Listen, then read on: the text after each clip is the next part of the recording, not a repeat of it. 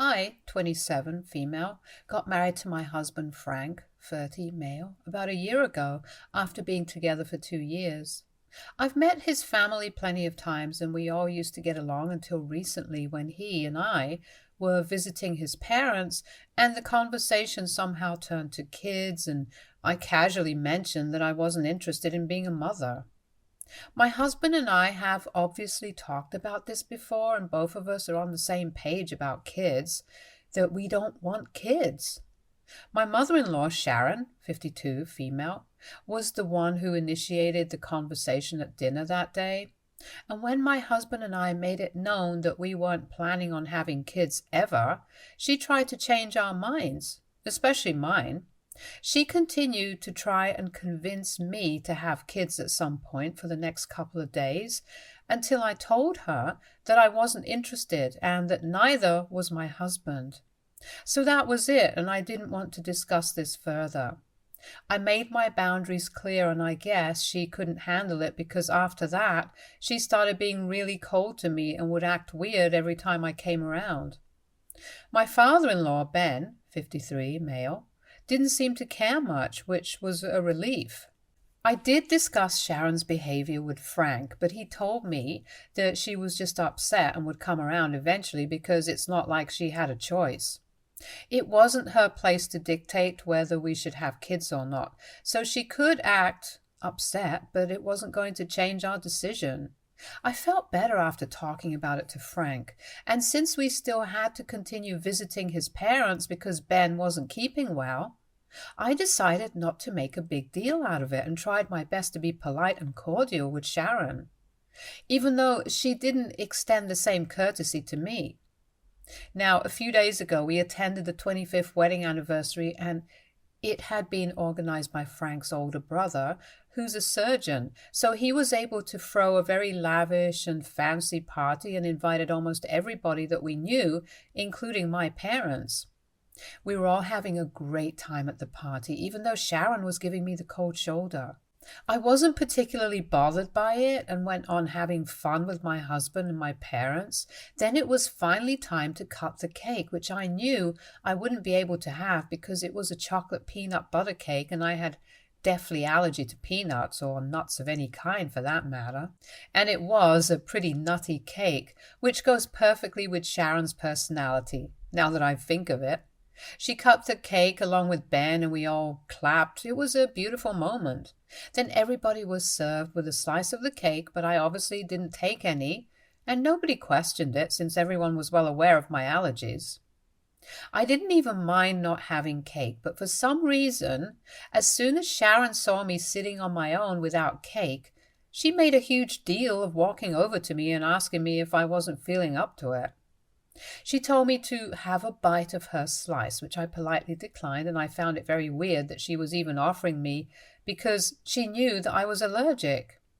She insisted again and again that I take one bite at the very least, while I kept refusing and even told her that I was allergic and I physically couldn't have that cake.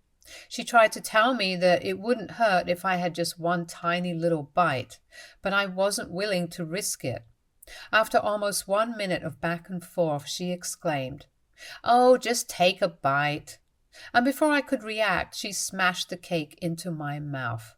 I spit it all out immediately, and I had to grab a tissue from Frank so I could get any remnants out of my mouth immediately. It was disgusting, and I was actually sputtering while rinsing my mouth while Frank yelled at his mother. After half a minute, when I finally got over the shock of what she did, I came back to talk to Sharon and told her off. I yelled at her and said that what she did just now was psychotic and I was never going to come back here again because there was something very wrong with her. I also told her that just because I wasn't willing to have kids didn't mean that she was going to treat me however she wanted to, and I was going to take it. I didn't care about what her opinion was on whether I should have a child or not. What mattered was my opinion and Frank's opinion. And trying to force an allergy reaction just because I wasn't going to give her grandchildren was textbook psychotic behavior. I knew what her behavior was really about, and I wanted to let her know that I wasn't intimidated by her in the least. She tried to defend herself and said that she just didn't know that my allergies were that serious. That was a total and blatant lie, because she'd known me for almost 3 years now and had cooked many meals for me. She knew that I was allergic to all sorts of nuts, and nobody was buying that excuse that she didn't know. I told her that I didn't believe a word she was saying and called her a crazy liar. Then she lost her temper and said that she didn't believe me about the allergies, nor about the fact that her son wasn't willing to have kids, because he knew that she wanted to be a grandma and he would never deprive her of a joy like that. She accused me of faking my allergies for attention and said that I probably wasn't willing to have kids and had turned her son against the idea as well, only because I might be infertile. And that pushed me to the edge, so I grabbed a chunk of cake from Frank's plate and smashed it on her face and asked how she liked it. After that, I stormed out without waiting for anyone, got into my car, and thankfully Frank was just behind me with my parents. They got in as well, and we drove back home quietly.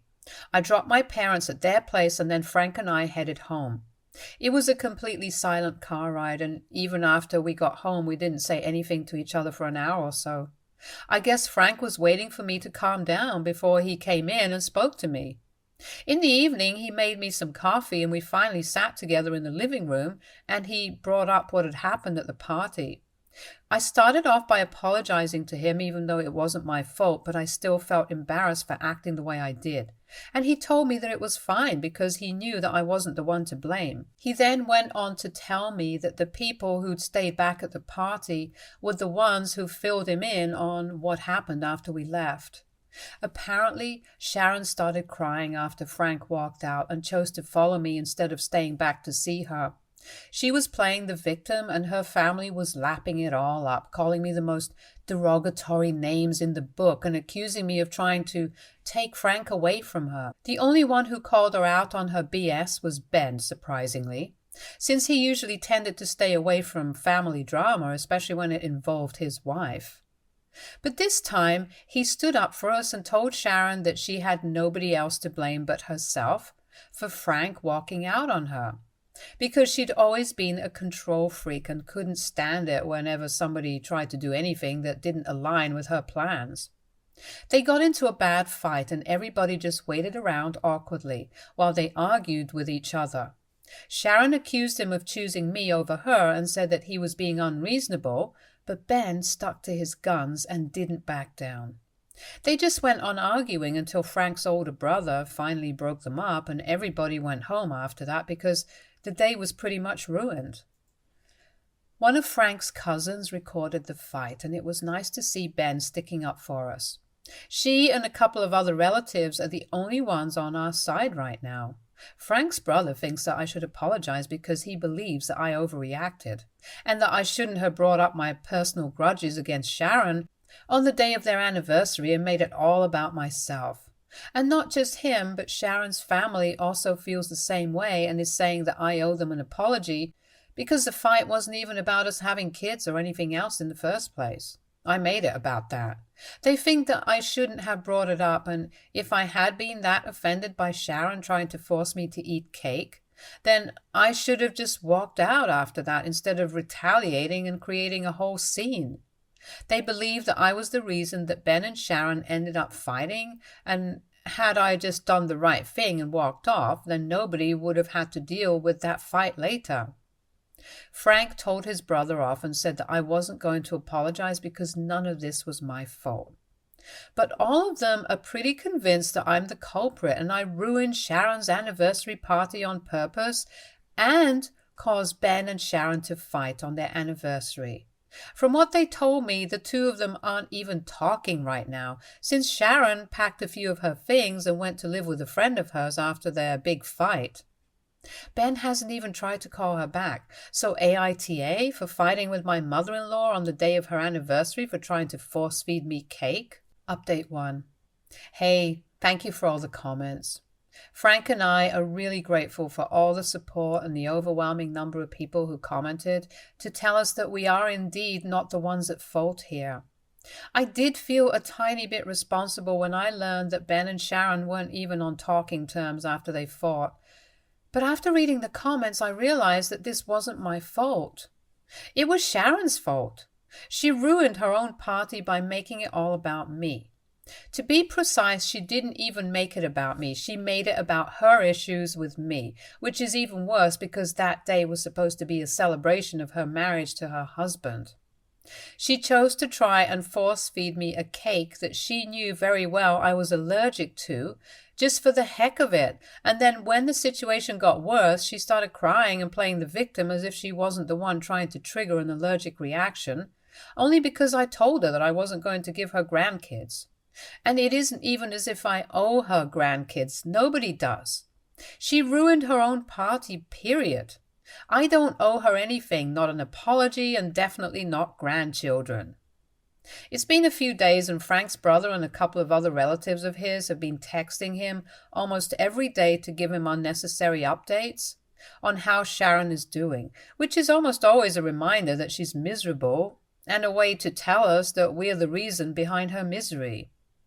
He hasn't replied to any of them and is just ignoring it all, but he hasn't blocked them either because he thinks that Sharon might snap and go crazy, and he'd want updates for when that happens, in case it's a little too intense for them to handle, if you all know what I mean.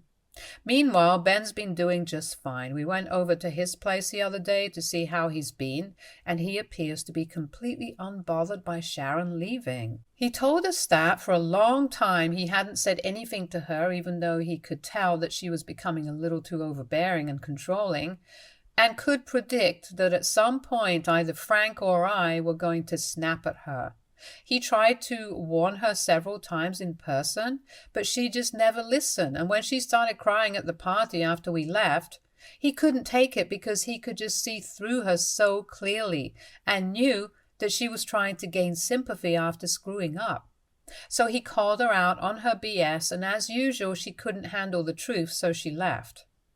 He told us that he knew she expects him to reach out to her first and apologize for the way he behaved, but he's not going to do that anymore, because he says he's too old to constantly be sorry for speaking his mind, and if after 25 years of marriage she still can't handle this sort of candor, then they probably shouldn't be married. Update 2. So a couple of things happened after that last update. Firstly, Sharon reached out to Frank to demand an explanation for why he was visiting Ben but not her. I guess the neighbors must have seen us come and snitched on us or something. Frank told her that since this fight was actually her fault, he figured that his father would need him more than she would, because she's just upset for sympathy, and we can see through that act now. She got offended by that, and they had an argument on the phone, and for some reason she started accusing me of turning him against her, as if she doesn't do that job well enough herself. She told Frank that this was all my doing and she knew it. And even when Frank tried to tell her that I had nothing to do with this, and these were his own personal opinions, she wouldn't hear it and insisted that this was all my fault. That lady has it in for me just because I don't want to have kids. And it's the most ridiculous reason I can think of to hate somebody. I told Frank that I didn't want to talk to her anymore, and if she called again, then he shouldn't entertain it, and he agreed because there's just no point in trying to reason with her. She's beyond that. The second thing that happened was that we visited Ben at his house yesterday in the evening, and for the first time he offered us drinks. Ben usually doesn't drink because of his health, and we weren't sure if it was the right idea yesterday, but he insisted on it. Apparently, he'd spoken to a lawyer and was thinking of getting a divorce. It's a very big move after 25 years of marriage, and we asked him if he was sure about it, but he didn't seem to care and didn't even seem upset. Frank was a little shaken up by that news and took some time to process it, but Ben told him that this was the best decision that he could make under these circumstances. He said that he'd been thinking about this for a while now because he just wasn't happy, and Sharon was becoming increasingly annoying to be around. When we asked him how long he'd been considering a divorce, we expected him to say maybe a month or two, but he shocked us and said that he'd been thinking about it for almost 10 years now. He told us that when Frank was 20 and was about to graduate college, Ben thought that now that Frank was an adult and could handle his life and his finances, he could join his brother in the new business venture. Both of them had been talking about it for quite some time, but Ben hadn't been able to commit because he had a family to look after, unlike his brother, and had a lot more financial responsibilities resting on him that he had to think about, so he couldn't just quit his job and start a new business, which could take some time to become stable. But after Frank graduated, he told his brother that he was ready and he was about to quit his job. But while discussing it with Sharon, she told him it was a terrible idea and made him back down. She said that they wouldn't know for sure if the business was going to take off. And Frank didn't even have a job yet, so he'd probably need money for a couple of years before he was finally able to settle down. He tried to reason with her and even said that he could probably work in the business part-time and retain his job. But she made him give up the idea altogether, and now his brother, who runs the business on his own, is earning almost 3 times the amount that he makes. They've kept in touch, and there's not a day that goes by where Ben doesn't regret listening to what Sharon had told him. She hadn't even tried to talk to him, but had given him an ultimatum that if he took his brother up on that offer, then she'd take Frank and leave him, which forced him to give up on that idea. His brother still wants him to come on board, but Ben feels like he's just too old. And he's going to retire in a couple of years anyway, so it's just not going to be worth it. Frank was almost on the verge of tears because of how dejected his father sounded while talking about the opportunities that he'd lost, just because he listened to Sharon, who wasn't willing to bet on a brilliant mind like him. And it's true, Ben actually is one of the wisest and most intellectual people I know personally. I knew that if he was willing to invest in something, then it definitely wasn't a bad idea. And it's being proved by his brother, who worked on the business idea that Ben created and is now a successful businessman. Frank suggested that he take up whatever position his brother was going to offer him, even if it was just a couple of years away from his retirement. Because at the end of the day, at least he'd have the satisfaction of knowing that he tried. Ben argued that it was too late for him and said that the position was not a problem because his brother was ready to make him a partner in the firm, but he was just not into it anymore. We were really upset to hear him talk like that, so Frank and I decided that we were going to talk some sense into him, and we kept convincing him that he should talk to his brother and join him, because it was never going to be too late to do something for yourself. It was corny and preachy, but after a while we managed to convince him to at least contact his brother about this and talk to him about it, which is good. As for the divorce, we're obviously going to be supporting him in it. Sharon can't just try and control everybody's lives around her and think that it's completely fine and she can get away with it. The way she treated Ben wasn't fair, and what she did to me and Frank recently is also not fair, and she needs to know and learn that she can't just push people around and bully them into doing what she wants them to do. It finally makes sense why Ben was so upset when she was trying to humiliate us at the party, all because we weren't willing to obey her orders. And even after all of this, she still has the audacity to pretend like she's somehow the victim in the situation. I don't even feel bad for her anymore, because she's shown us that she doesn't deserve any sympathy from anyone.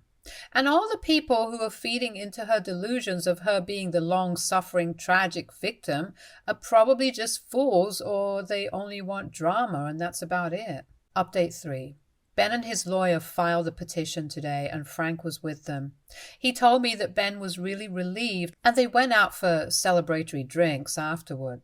I have a lot of work to catch up on, so I couldn't join them, but I'm happy to know that he's finally living for himself now. The guy is in his 50s. He deserves to do whatever makes him happy instead of constantly thinking about what his wife would say or how his son would feel. This is another reason why I didn't want to have kids, because I don't think I'm selfless enough to put somebody else before me constantly, and I don't think Frank is either.